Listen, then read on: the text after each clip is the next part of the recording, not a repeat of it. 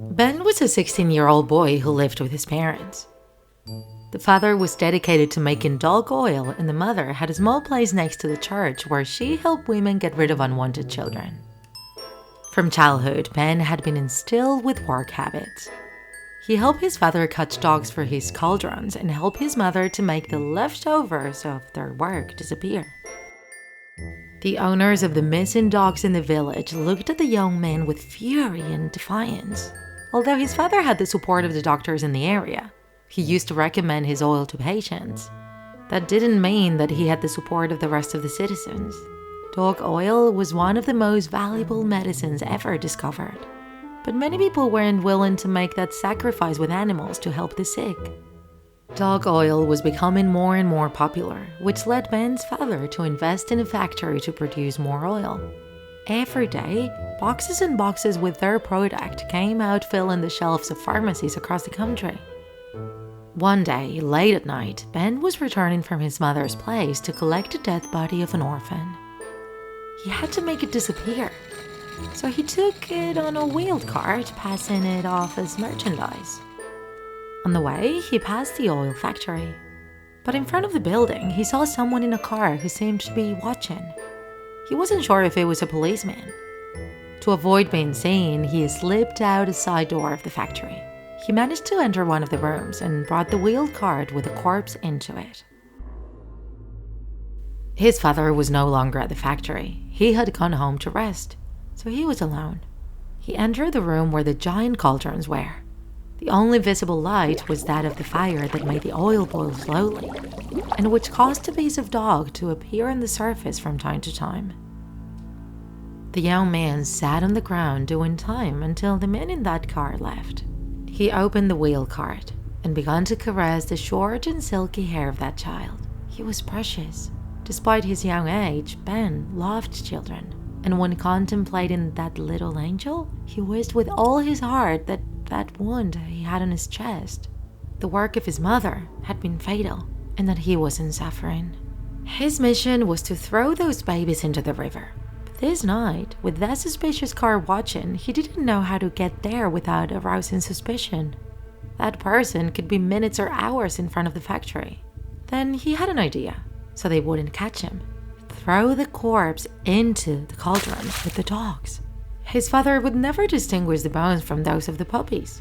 He thinks that a single human corpse among so many dog corpses wouldn't affect the oil too much. So he grabbed the boy's corpse and threw it into the cauldron. Then he dug the wheel cart between some containers and walked out of the factory stealthily.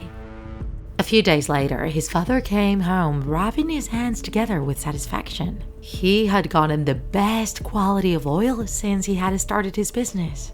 The doctors to whom he had sent some samples confirmed this. The men had no idea how he had done it. The dogs were of the usual breeds and had been treated as usual in the process. Ben didn't know what to do, but in the end, he decided to tell the truth.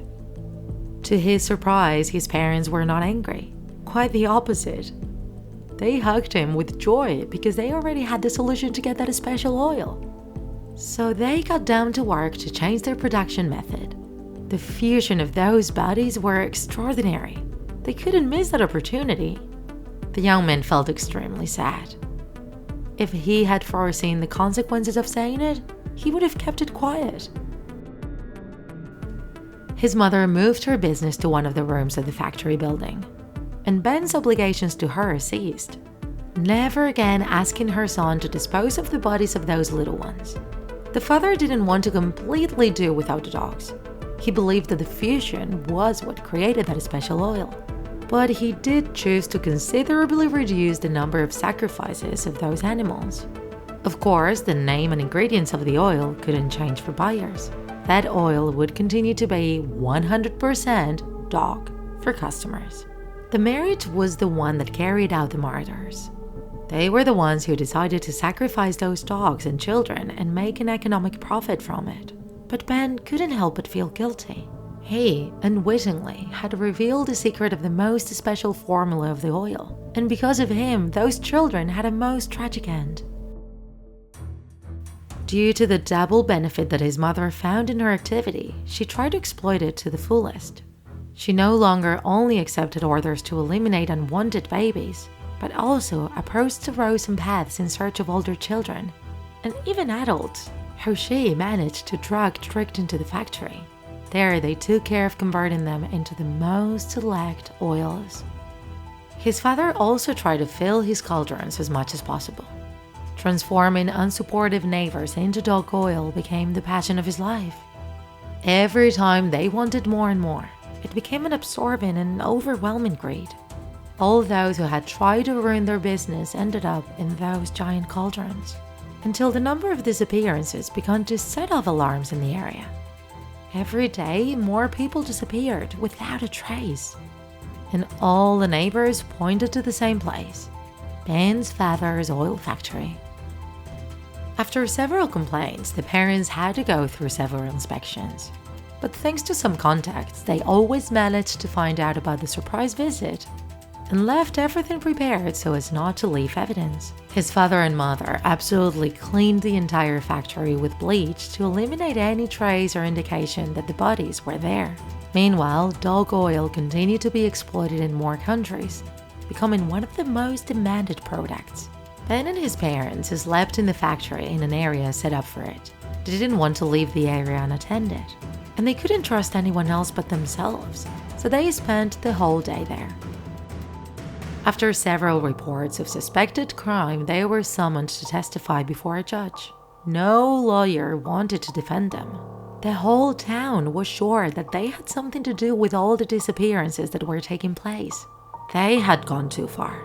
They were about to go to jail for committing so many murders. After the first trial, when they arrived at the factory, Ben's father told his mother that if they managed to get out of the conviction due to lack of evidence, they should leave the business. They already had enough money, so much so that they wouldn't have to return to work until the last of their days. But his wife didn't agree. She was obsessed with the business.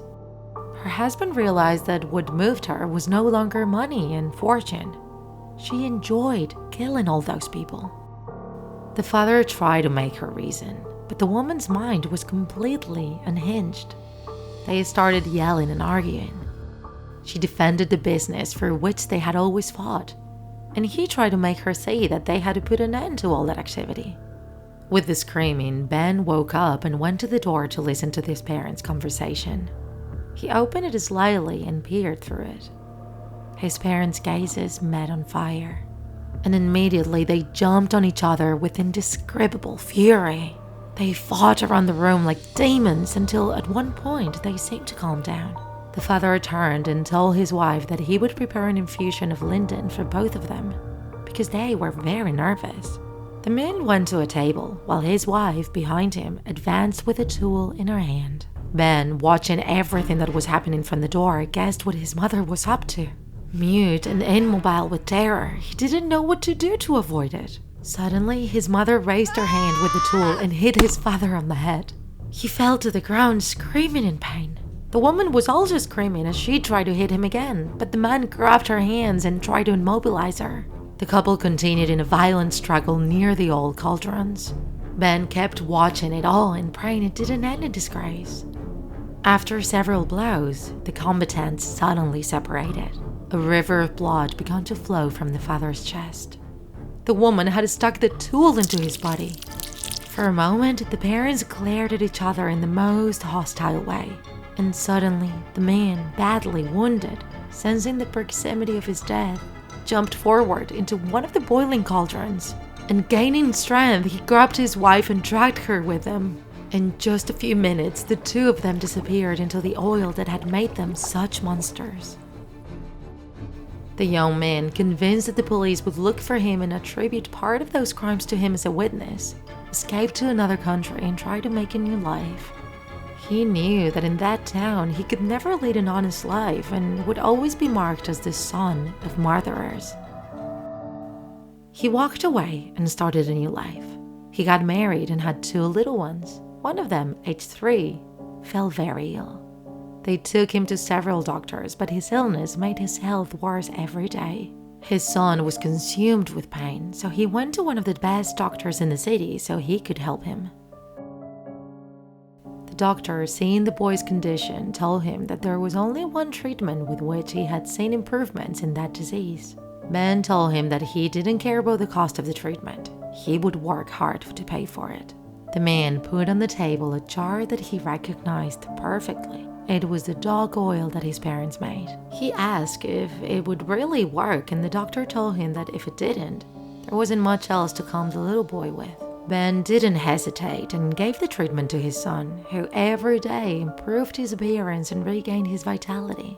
His pains have subsided, but when he finished the bottle of oil, the little boy recoiled again and his pains increased again. Ben went back to the doctor's office to ask for more oil, but the man told him that there were a few units in the world. The pharmacies had already sold out of the last units, and he had offered him the last one he had left. He told him that the factory that produced it had closed. Many companies tried to copy the product, but none had achieved those effects. It was clear that there was some secret formula in its ingredients, and that it couldn't be created again. Ben was at a crossroads. His son's health depended on a morally questionable resource, dog and human oil with their family's secret recipe. Despite having sworn never to find himself in the middle of that miraculous fabrication again, he was forced to resort to his method once again. With tears in his eyes, he went to the nearest store to purchase the necessary material for his next action. He bought the largest iron cauldron he could find and some tools. Afterwards, he ventured to a neighborhood far from his own in search of a boy with a dog. The easiest option was to head to a park and observe which child wasn't under parental supervision. After striking up a conversation with a minor in his bed, with a heart full of anguish, he decided to take them both. As he carried the bodies in the trunk of the car, he promised himself that it would be the last time he would perform that desperate act. It would be a temporary remedy while he looked for some other solution with the help of doctors. Back home, Ben prepared the oil secretly from his family. When he gave that miraculous substance to his son once again, he saw his health improve. The little boy regained vitality and color in his face, filling the father's heart with hope. However, the oil reserve began to decline rapidly. He refused to go through the same situation again, but days after administering the last drops, the boy's health weakened again. His organs began to fail, and he ended up admitted to the hospital. There, he shared a room with another little boy who was even more seriously ill than him. The doctors didn't have good news, and Ben couldn't help but overhear the conversation between the doctors and the family while they were in the hallway. Their son was on the verge of death. The doctor held their hands while confirming that their little one would probably not survive that week. The mother tried to stifle a cry of despair. She didn't want her son to hear her, but her heart was breaking into 1,000 pieces. Those parents were devastated. Life was unfair. Such a small child with such a desire to live, and the damn disease was destroying him and his family. Ben felt a tear fall down his cheek as well. That was the future that awaited his little one, too, if he did nothing. Therefore, he decided to make a drastic decision. He asked his wife to spend the night in the hospital and ventured out again in search of another child and dog. He repeated the same ritual, his heart full of guilt, but with the intention of saving his son at any cost. He was selfish, he knew it, but he couldn't imagine a life without him. The next morning, he gave a few drops to his son and gave a bottle of oil to the parents of the little boy with whom they shared a room. The parents were reluctant to give him medication that wasn't prescribed by the doctors, but Ben asked them, "What do you have to lose? They haven't given you good news or hope. What if this gives you more days with your son?" Finally, the parents accepted, desperate for any glimmer of salvation. The days passed, and the improvement in both children was evident. The other boy's parents, full of gratitude, implored Ben to provide them with more oil. Ben told them that he couldn't give them more. It was the last one he had. But that made the parents nervous. "Tell it its name. Please don't be selfish and leave everything for your son. You have to help us. We will pay you. We will give you everything you need." The next day, they arrived at the hospital room with a bag full of money. They said they didn't need anything if their little one was not with them. With that money, Ben's son could be assured of a good future. He could study at a good university, have access to the best doctors, and have a calm and worry-free life. Ben was torn between guilt and greed, between good and evil. Finally, he made a decision. He made a deal with one of the big pharmaceutical companies. His son's future was assured thanks to this agreement, but the weight of his decisions continued to weigh on him. He knew he had crossed lines that should never have been crossed, but he also knew he had done everything he could to save his son's life. The agreement with the pharmaceutical company consisted of mixing its oil with some of the most used medications today. Could you find out which one?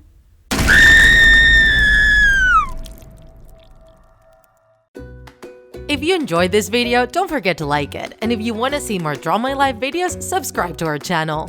See you in the next episode.